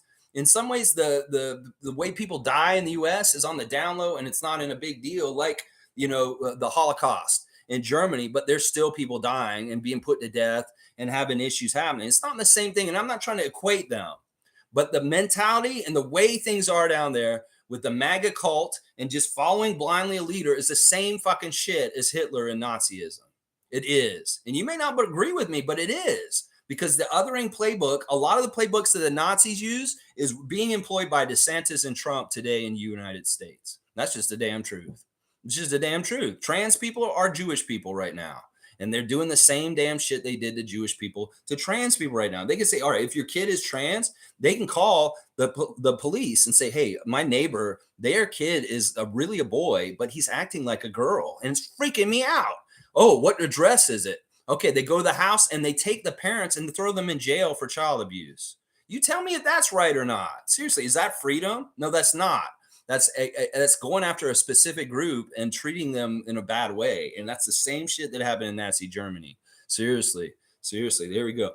Chris is also saying Hitler was very much anti-Christian. He was an occultist, really. I don't give a shit about religion. I give a shit about evil and a modus operandi, the MO, and it's the same. There is a real danger in conflating the unlikable DeSantis into Hitler as it downplays just how vile the Nazi ideology truly was. Listen, I think that his ideology is just as vile. Seriously, maybe you're not seeing how bad DeSantis is. Maybe you will in like 20, 30 years. You'll be like, holy shit, Lex was right in 2023 when he said these guys were like Hitler. I'm not conflating anything. I really do believe this. It's just we're early in on it. You come see me in a decade or two, Chris, and see if it's still the same. When they start doing fucked up shit in Florida with laws, he has these brown shirts that are just like the SS. They're running around that state right now. They're basically like his own secret police force. So you tell me, you think, listen, all right, I won't use that example anymore, but they're the same playbook. They're employing a lot of the same techniques that Hitler did at that time. It may not be the same scope or the same thing, and that may be what's insulting you about it, but that's not what matters in this. It doesn't matter the religiosity. It doesn't matter if the scale, if it's different. It's the playbook and how they're going about things is the same damn shit as what they were doing 100 years ago in Germany. There's no other. This is just the damn truth. And you can say that this is, whoa, you're downplaying. I'm not trying to downplay the Holocaust. I'm not trying to downplay what happened with Hitler. That shit was horrible. But this shit could be just as bad real quick if you don't realize this, like what I'm saying and warning about. Seriously. Jimmy Pope saying, "What up, family? These rankings are a joke. Laughing my ass. We'll see." They're meant to be a joke in some ways. This is dumpster fire rankings. This is about what teams could possibly become toxic and not do well this year. That's all it is. And it's kind of ranking them where they are, where they're toxic. It's not about where they're going to finish. This isn't how I see who's going to be like where and like what and how they finish. This has nothing to do with rankings for record or how they win, Jimmy. This is just rankings for proclivity to not be like totally functional. I mean, we were toxic and we still managed a 500 season. You know, that's the thing. You can be toxic like the Warriors and still go far in the playoffs. They were toxic. So it's really, these rankings are really just my perception of what are the most toxic situations with teams in the NBA. That's all it is. Not to be taken for anything else other than just a little fun exercise. Nothing too serious. In some ways, I think it's more fun to look at my rankings than the power rankings. All right, let's see. Johnny's saying also, Celtics have been to 5 Eastern Conference Finals since 2017 with 3 different head coaches. They have a winning pedigree. Sure. Sixers have the MVP with Maxey, who will take a jump. Harris, Pat Bev, Melton, Tucker with Nurse. They'll be top 4, in my opinion. I don't see that. I just don't see that. We know Nick Nurse really well here in Toronto. In some ways, the Sixers are lazy. I saw practice footage from them last year with Doc Rivers, and they weren't listening to him. The more I hear about these top players in the NBA today, like Kawhi Leonard, James Harden, they're lazy. They don't listen to people. This is part of the reason why James is trying to get the fuck out of Philly so bad right now, because he can't play under Nick's system. Nick demands so much output from these guys. I mean, that's part of the reason why Joel's kind of like, I don't know if I can play for this guy either. He may break his knees playing for Nick Nurse, the way he wants him to run all around all over the place, like he did with the Raptors the last few years. I'm just saying, listen, I can look at this whole pot that's stewing over there in Philadelphia, and I can see where things can go wrong real quick with that. Seriously, James is already a dumpster fire for them right now. He is such a dumpster fire for them. That alone puts them at number 2 in the dumpster fire rankings. And once again, this isn't about where they're going to place.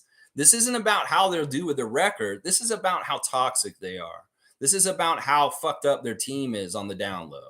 Teams can be really fucked up and win still, but they're not likely to win championships. And that's what I'm saying here. Now, as far as the Celtics, yeah, they've done really well the last couple of years, but their best coaches were their coaches before. And as I said, I have no confidence in Joe at all. And I think that that's going to be more and more evident this year. I think the Celtics are going to lose more this year, and it's going to have Celtics Nation in shambles. And there's going to be a lot of confusion and toxic just because they're not going to be as successful this year as they all expect to be this year. They have a high expectation for this year. Well, they're not going to be as good without Marcus Smart and Grant Williams. And that's going to be a huge difference. Those teams that you're talking about, Johnny, had Marcus Smart and Grant Williams on them. They don't have them on that team anymore. That's a huge loss. I could say that it's a huge loss for us to lose Fred VanVleet. It's a similar kind of thing. So Marcus Smart not being on the Celtics this year is a huge fail for them. Trust me. And the real Celtics fans know this deep down in their heart. They know. Jimmy's saying, I'm talking about the ESPN rankings, not yours. All right, Jimmy. It's all good. Hey, listen, both of our rankings are jokes, honestly. Both of our rankings. All right, Scotty Barnes, Twitch family, Country Kong is in the house today. Good morning, Raptors freaks. Team USA lost their scrimmage to the select team. I'm not sure if that's a good sign for their future or a bad sign for their present, but I think Team Canada could beat them. Ooh, I love that. I like that prediction, Country Kong. I think that Team Canada is going to do very well. We've got a swagger to ourselves right now. In some ways, there's a confidence. In some ways, SGA and Jamal are like, yeah, bet on us. We want to take the U.S. Out. We want to be Canada. We want to be number 1 America's team from the Americas, from these continents, South and North America. But the thing is, Canada, in some ways, has a lot to prove. We want to make the Olympics. We've got a lot to go and do that this summer. Now, this thing where the select team beat Team USA, this happens every time, apparently. This is not something that's abnormal. The younger team often beats the good team in these situations. This has happened historically when they have these scrimmages that the young team has, they want to prove something and they kick the other team's ass. So that happened again. So I wouldn't read into that too much. I'm not very thrilled with Team USA. Honestly, I don't think their team's that good. If you look at our team here in Canada, it's actually more star-studded and in some ways has more talent. So it'll be very interesting. If we get a USA versus Canada at FIBA World Cup, I'll be loving that. It'd be so awesome. But I don't think it's likely we'll actually end up playing them. But it could be. If that's the final, that would be fantastic. Canada versus US FIBA World Cup final would be amazing. Honestly, I want to see that shit. Seriously. G saying Garnett talked about how coaches have less power over their players, especially young ones now. So vets are being brought in to be the bad guys at times. This is interesting. Kevin Garnett's had a lot of different opinions and different things he's been saying lately. This is very interesting. I mean, I can totally see this. This could be part of the problem with Nick last year is they all tuned him out. A lot of those youngsters tuned him out, and Fred had to be that voice of reason, and then they got mad at him too. So we just have new voices talking to these youngsters. And Garrett Temple being on the Raptors, this is a main reason why. Some people are mystified. Why would we get Garrett Temple? We have Thad Young. We have Otto Porter. Why would we get Garrett? Well, we want more voices of reason and leadership on this team. And Garrett Temple is one of the best in the league. It's not about three-point shooting. It's not about him scoring. It's not about his defense. It's about him being a good teammate and showing people how to be a good pro. And that is what he is good at. And I'm glad he's on our team. Some people are saying, what a waste. No, you want insurance on good team vibes and non-toxicness around your team. Garrett Temple is that guy. In some ways, Thad wasn't enough last year, obviously, because it still was very bad with Thad being around. So in some ways, maybe we need Garrett Temple to stand next to Thad, and the two of them can both say this shit. It sounds way more powerful. And I don't know if it's any youngster on our team that's going to be a problem at this point. Hopefully, Scotty is not an issue in any kind of way, and that we're going to be fine. I think it might have been Delano. Seriously, it could have been Delano who was having problems listening to people, but who knows? Cool Cat's here. Good to see Cool Cat. Good morning, Raptor Freak crew. I remember saying to myself during the season that Nick Nurse is gone. None of our young players were being developed. Yeah, he just wasn't hitting any marks. It's like, Nick, I get it. If you don't want to just develop the guys, you want to win, well, you better fucking win. And that's what he wanted last year. He just wanted to win, but they weren't going to win. And they weren't successful at winning. Well, if we're not going to be successful in winning, we better be successful in developing. Well, we weren't successful in developing either.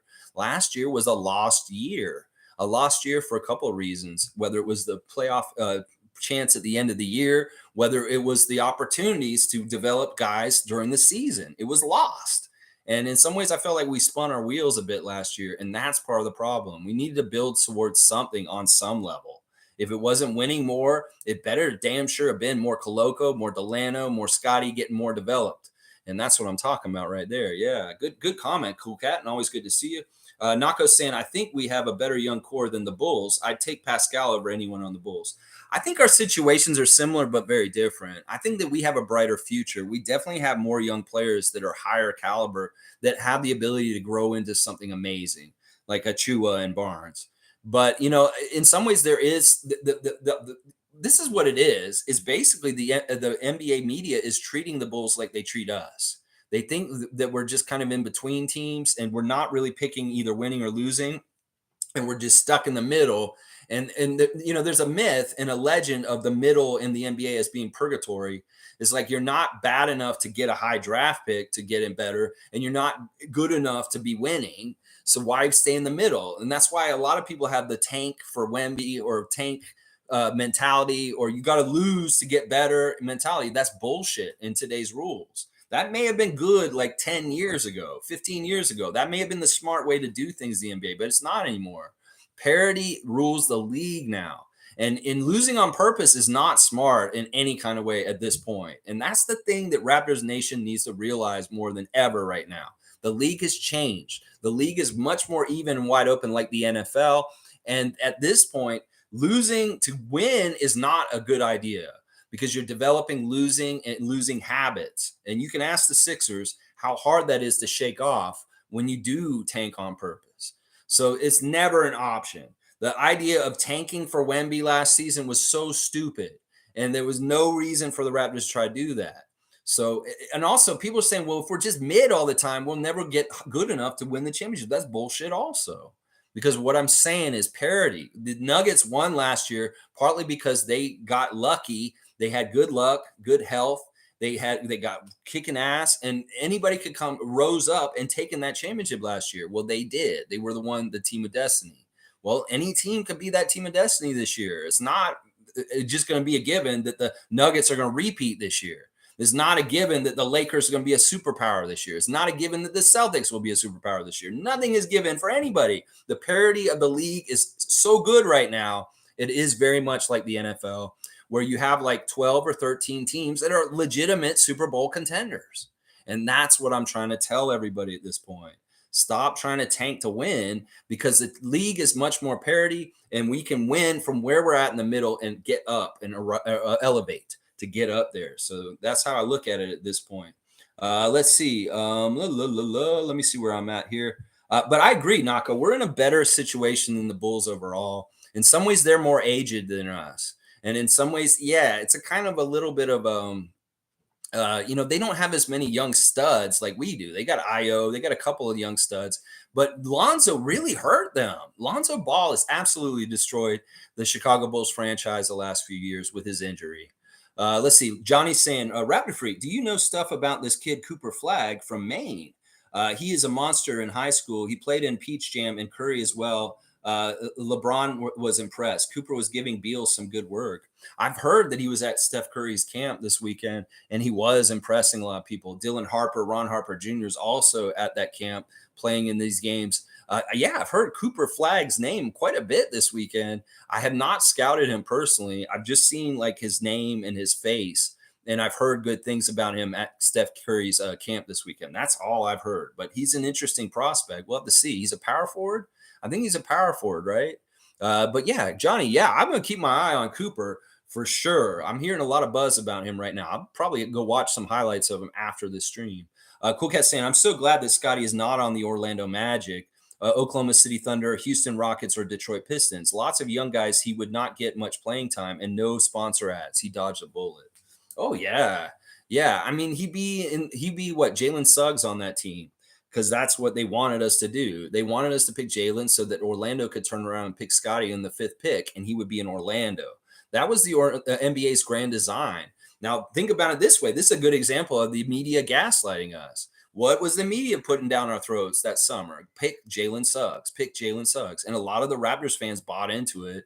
And that's why they were so upset when we drafted Scotty instead of Jalen Suggs. Well, was that the right move? Did Masai make the right decision, being so ballsy, going against the draft experts that said we should pick Jalen Suggs? See, that's why I trusted Masai. That's a win right there. He didn't listen to the noise. He knew what the right move was, and that was to draft Scotty Barnes.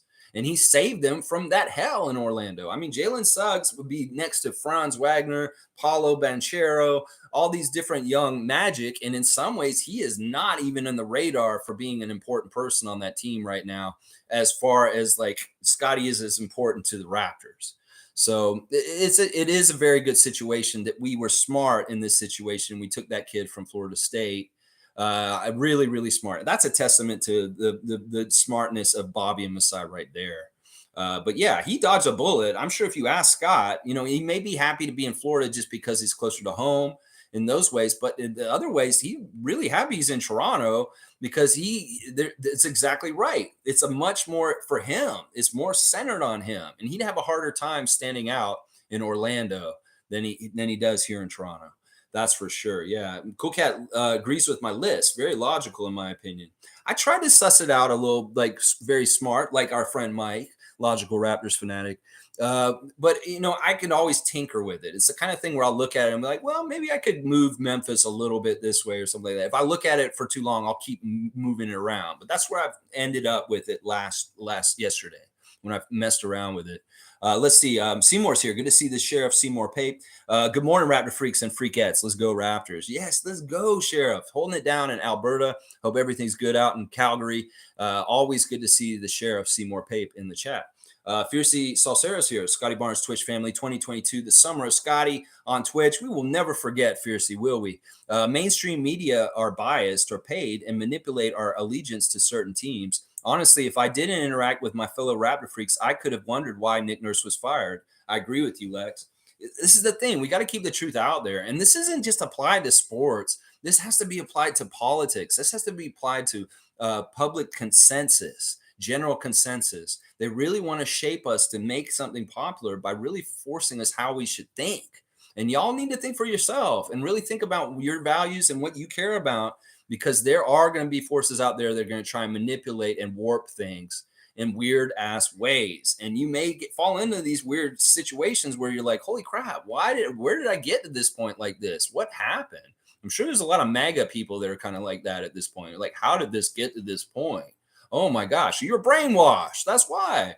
So be really cognizant of those kind of forces out there trying to shape your minds in different ways, and whether you trust them or not. There's a lot of things I don't trust in the mainstream media at this point. A lot of things. Canadian Cowboys here. Good to see Bradley. Ta-da!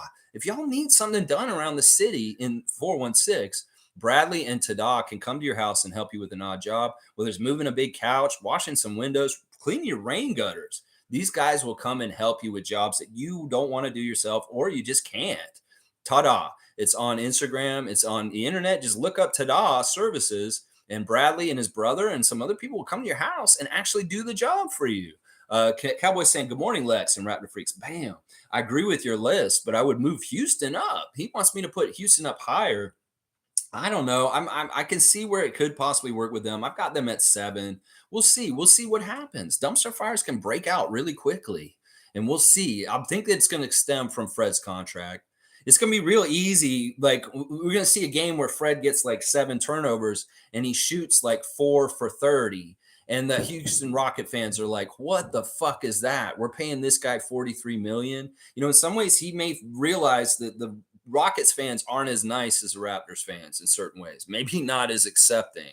And it could be really crazy for him this year if he's not earning that contract on that court with excellent, efficient play. If he plays like he did the last couple of years with his efficiency, they're going to be like, why are we paying this guy this amount of money? Seriously. And not to mention, I hate to say it, once again, Fred's height is a detriment. And in some ways, investing that much money into a guy that short is not smart NBA business. I'm just going to put it that way. Putting $43 million a year on a guy who's just barely 6 foot is not smart in the NBA. Seriously. Let's keep going. Fiercey saying, indeed, Thad's locker room presence didn't impact last year. But remember, Nick Nurse and Nate were at the helm. I strongly believe things will change under Darko as he focuses on team synergy and cohesiveness. Well, he's making it a priority.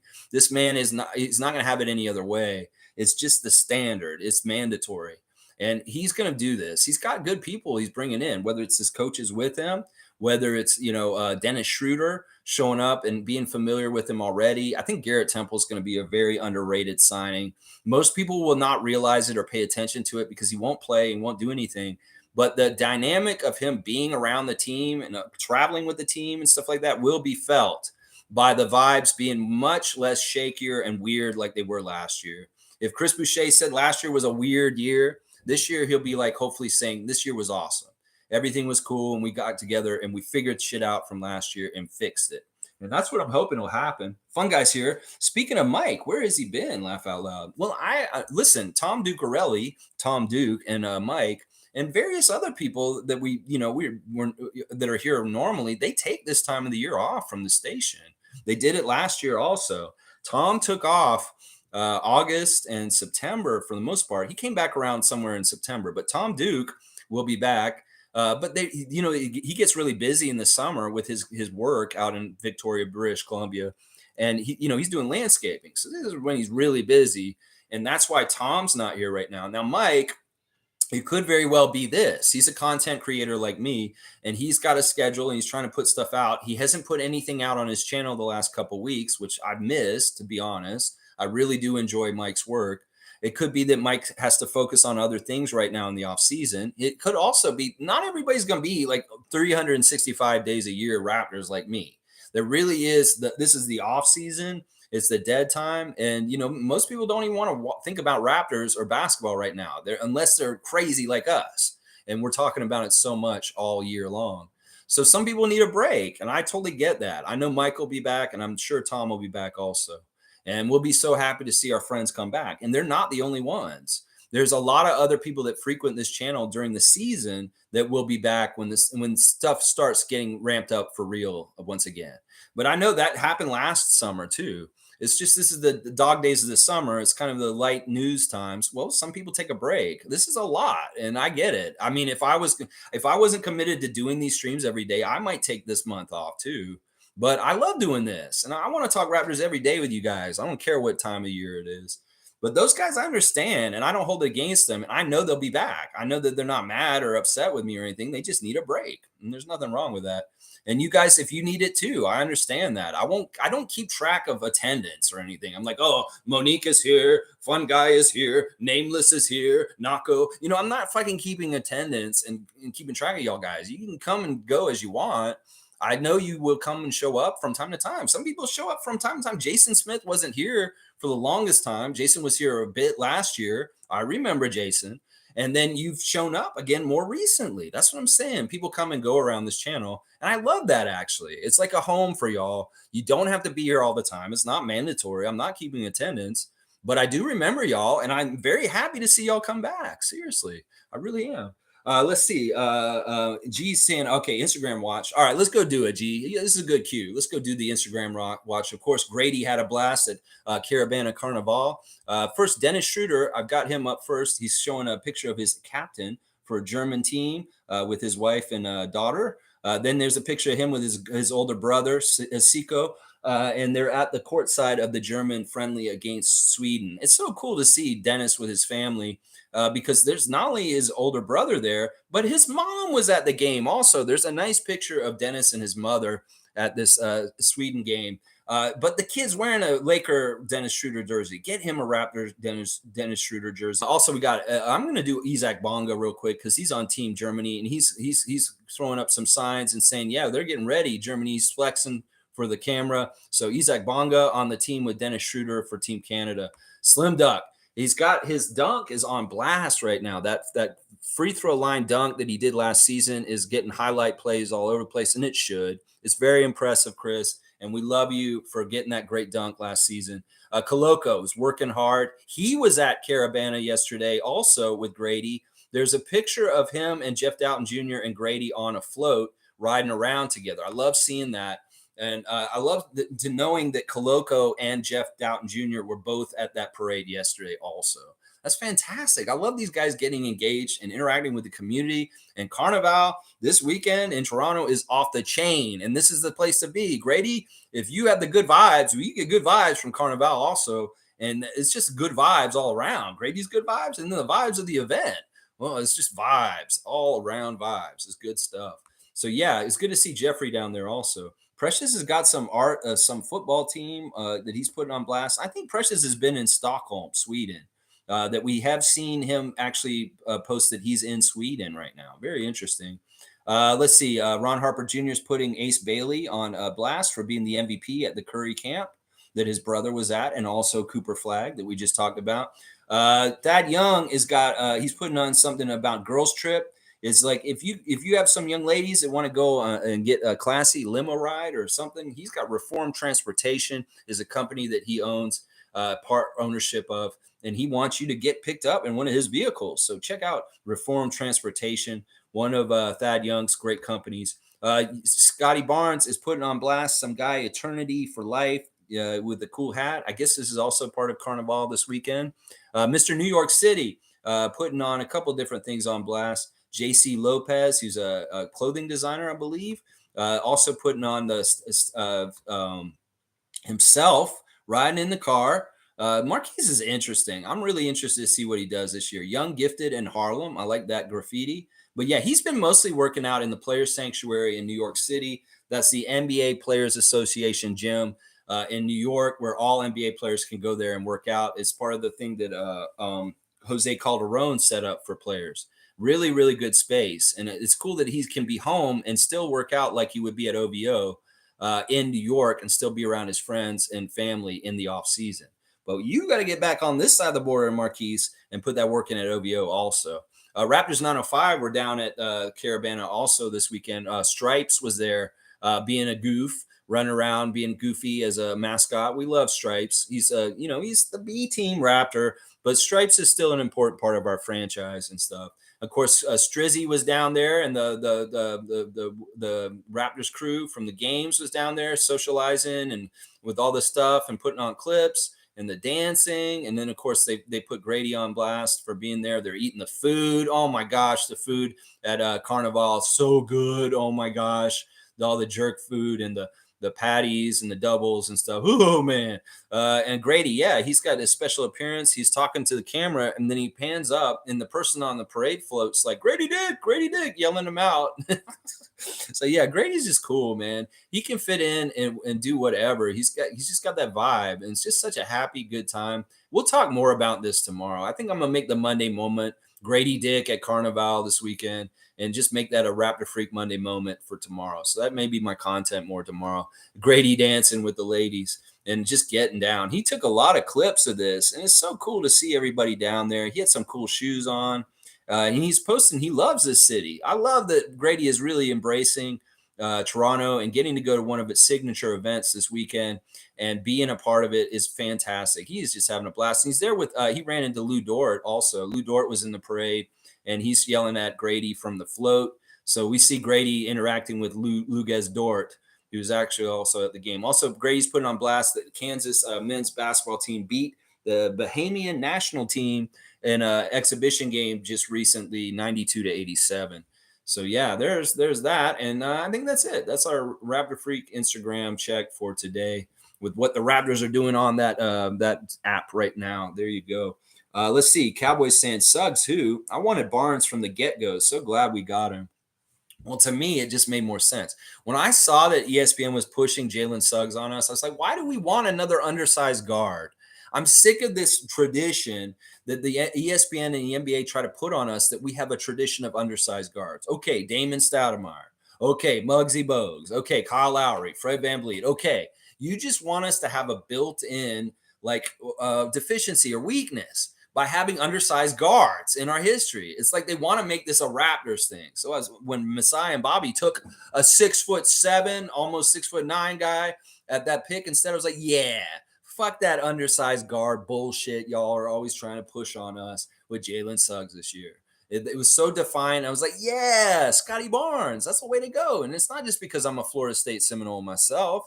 It was also because it's the smartest thing, because this is the blue chip athletic guy that has all the tools and the packages. Well, duh, take that guy over the little guy who may be just a shooter scorer and can't do all the other stuff that Scotty can do. Yeah, it just made sense to me. And I was like, I would have had more worry about our front office if they had picked Jalen Suggs instead of Scotty Barnes in some ways. I'd be like, what the fuck are y'all doing? Seriously, you could have taken this dude and look at what he's doing. And that's the way it is. So, yeah, that's part of the reason why I have faith in Masai is he didn't buy into drafting Jalen Suggs. He did stand his guard, and he went and got Scotty Barnes, and that was smart. Fun Guy saying, that's been me recently. Work and summer stuff. Been missing a lot of streams. It's all good, Fun Guy. I know you get busy out in the Mississauga. You know, it's the summertime. You want to go out and enjoy yourself. In some ways, this is a grind. I'm on for like an hour or two every day. And I get it. If you can catch up with me, listen to me afterwards at 1.5 speed, these streams can get a lot shorter real quick. And you can still understand me really well at 1.5. In fact, I'm pretty cool at 1.5 speed. I'm like, blah, blah, blah, blah, micro machines, man, shit. But yeah, I get it. You guys got to do things. And hey, I get it. This is a resource to be used when you want to use it. It's not mandatory. There's no attendance, nothing like that. And I don't keep track of that kind of stuff. Isaac saying, I am crazy. Okay, Isaac, that's all right. You're also benevolent. So at least you're crazy benevolent. I like that. Cowboys saying, speaking of Masai, how long do we have Masai, meaning contract? Not sure how it works. Hope we have him for many years to come. Let's go, Raptors. The contract he signed 2 summers ago was inferred to be at least 10 or 15 years, I think. Like, it's not a short contract. He's under contract for a good long-term time. And part of it was because of ownership stakes in the team. And, he's getting paid quite a bit of money. Like, I think they're paying him like 10 or 15 million a year. And, that'll keep him here. And he said in this offseason, he said, I will stay here in Toronto as long as y'all will have me. is what he said. And he said, he even gave a little tell. In 20 years from now, when I'm back in Nigeria working on a farm, I'll think about all the great things I did in Toronto. So he's giving us 20 years in his head instead of Nick saying 10 years is a long time. I got to think about where I'm at with this. Well, Masai just said he'd be here for another 20 years. He basically said that in his end of season interview last spring. So there you go. I think that's right there. We'll see. It's going to be the kind of thing where if he leaves before that, it'll be because some stupid shit happened where Ted Rogers III fucking got him fired somehow, some way. I don't want to fucking happen. That's why I don't like the Raptors Nation talking about getting rid of Masai, because we don't want to be a part of pushing that towards that. You guys, we got to protect him. Seriously, he's one of the best things about our team. And anybody who thinks that he's fucking up or he's doing bad things for our team, just stop, because you're going to hurt our team if you get what you want. It's not a good thing for him to leave. Just trust me, all around. We've had a stable, really sound, coherent, trustworthy front office for 13 years, or since Masai's been here for 10 years. Before that, I didn't totally trust Brian Colangelo. I didn't totally trust Rob Babcock for sure. I had, Glenn Grunwald was good, but in some ways, there's aptitude and there's levels to this. Masai Ujiri is the best GM in fucking the NBA right now. And why would we want to lose him? Seriously, he really is. Let's see. Fun guy saying, wow, sounds so fun. I should have went to Caravana. Maybe I could have met some of these guys. Yeah. Definitely don't miss the boat next year. Fun guy, get down there and get a part of it. The lakeshore is so crazy down there. Iceman is saying Masai is the best thing to happen to the Raptors since the NBA announced the NBA expansion in Toronto. I agree with this. I think he's exactly right. Iceman like Gervin is exactly right. We need to protect and value him. We need to protect him like he's our favorite franchise player. In some ways, it's more important to have Masai than to have a super great franchise player, because it's a super level, a level above it that's even more important, and that keeps our franchise healthy and going in the right positive direction. It's just really muddled and confusing because of media forces. It really, really is. Fiercely saying Grady got introduced to Carnival's good vibes. Great topic for tomorrow. How players embrace the city. Yeah, it'll be a short one. Monday streams are not usually ever super long or anything. It's usually just touching on something interesting. And tomorrow's a Monday moment. We're going to talk about Grady at Caravana. It'll be fun. All right, let me just go through and check, make sure I got everything I want to talk about today. Let's see. You know what? I'm not even going to talk about that. ESPN has some stuff about us, and I already talked about this, and there's no reason to go over this again. I don't know whatever hack writers these are, Tim Bontemps or whoever the fuck Kevin Pelleton wrote this garbage. But, their perception of the Raptors is fine. They can go ahead and have their perception. Is not reality. Just realize that, guys. Jeff Teague is an idiot. You know what? I like Jeff Teague in some ways because he's doing a podcast. He's very open. But he's also a dumbass. Like, honestly, his what he said this weekend is rings don't matter to me. When I go to the park, I see little kids playing like Harden. I don't really see little kids playing like D Wade. Well, that's part of the problem with the little kids. They're emulating the wrong kind of player. They should be emulating Dwayne Wade over James Harden. James Harden is not proven to win anything. Has he won any rings? No, he hasn't. And like, okay, they don't matter to you, Jeff. But in some ways, the way James Harden plays is not good for little kids to mimic. This is not good building fundamentals, is to try and be like James Harden the way he is. He's an ultimate talent, and he can do things a certain way. I don't know. Jeff Teague's an idiot. In some ways, like, I get it. He's somebody who made the league. He was happy just doing that. He didn't care about anything other than that. And now he's just kind of selling things out and just talking out of his ass. In some ways, I was like, okay, I get like the realism of what he's doing on his show. But also at a certain point, you just got to be like, you know what? You're a dumbass. At some point, you just got to be like, you're a dumbass. And that I'm not at this point with Jeff Teague at this point with his new podcast that's come out more recently. All right, y'all, check your WNBA fantasy team. There's a lot of good matchups this week. In fact, I want to give some big props to MK for taking on David this week, the Philadelphia Floppers, in an epic battle. And holy crap, MK is going to beat David, who's undefeated this season so far. It really looks like MK's got this matchup. Right now, she is winning 422 to 378. Now, today, things could happen. It's the last day of the week in this matchup. But right now, she's online to beat David, which is phenomenal. Honestly, that'll mean after that we'll have 3 teams in the WNBA Fantasy League that are all 9-1. That'll be David's team, her team, and my team. So this will be very interesting what's happening in the WNBA Fantasy League. Good job, MK. Very much proud of you for taking on David and kicking his ass. David has looked so unstoppable this whole season. Well, you just proved that somebody could beat him. Well, it's not totally done yet. He still has a chance today. But yeah, fantastic stuff. So check your lineups if you are playing in our WNBA Fantasy League. Such good stuff. All right, let's get ready for another week of Raptor Freak channel stuff. Monday memories, Tuesday trivia, Wow Wednesday, Thursday Think Tank, and Friday Freak Out all coming up this week as normal. And thanks for being here with us, guys. I hope you enjoyed my dumpster fire rankings.